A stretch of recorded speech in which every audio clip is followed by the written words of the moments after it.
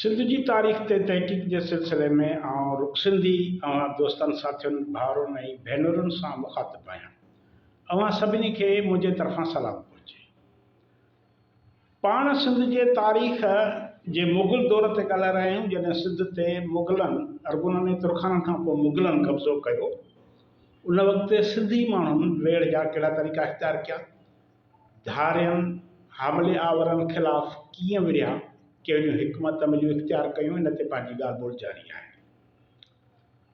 सिंध में मुग़लनि ख़िलाफ़ सिंध जा जेकी बि माण्हू हुआ, जिन बि इलाइक़नि में रहंदड़ हुआ, उते पंहिंजे पंहिंजे तरीक़े सां जंग जोठी।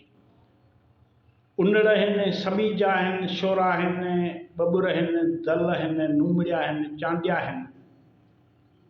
इहे सभु पंहिंजे पंहिंजे तरीक़े सां मुग़लनि सां वेड़ विढ़िया, उन्हनि ख़िलाफ़ राताहा ॾिना, गोरीला जंग जा तरीक़ा इख़्तियार कया।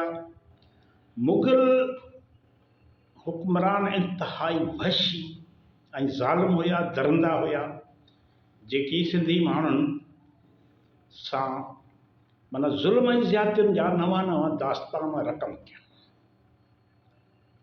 हाणे जॾहिं मुग़लनि सिंध ते कब्ज़ो कयो त हुननि न सिर्फ़ु सिंध खे ग़ुलाम बणायो, पर हितां जे माण्हुनि खे अगवा करे, औरतुनि ऐं ॿारनि खे अगवा करे पंहिंजनि पंहिंजनि मुल्कनि ॾांहुं मोकिलियो, जिते उन्हनि खे विकिरो कयो। सिंधी माण्हुनि खे मार्केटनि में बसरनि ऐं पटाटनि वांगुरु विकिरो कयो वियो। हाणे इन सॼी सूरत हाल माण्हुनि में न सिर्फ़ु ख़ौफ़ पैदा कयो सिंधी माण्हुनि में, पर उन जे रदमल में हुननि में जोश, जज़्बो, कावड़ ऐं क्रोध पैदा थियो। मुग़लनि ख़िलाफ़ माण्हू निकिरी पिया।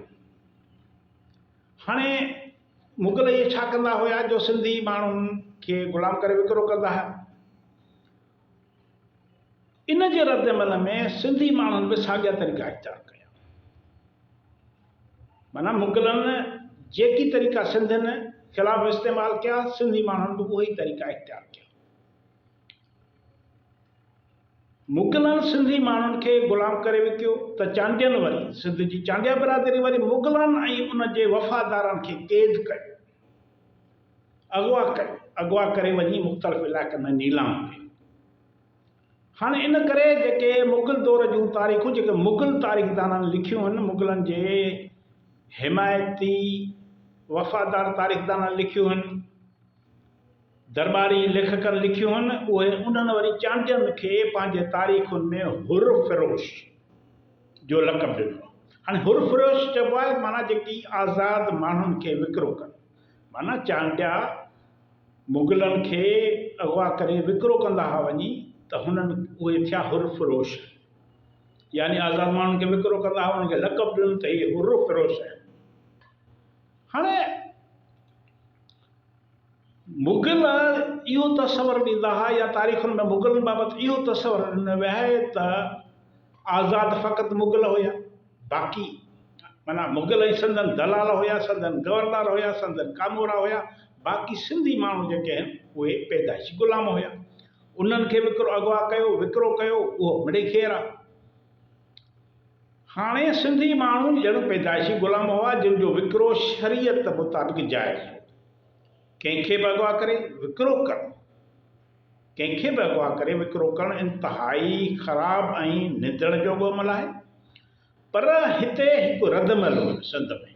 मुग़ल हुक्मराननि सिंधियुनि खे, औरतुनि ऐं ॿारनि खे अगवा करे पंहिंजे पंहिंजे मुल्कनि में मोकिले, उते वञी विकिरो कंदा हुआ।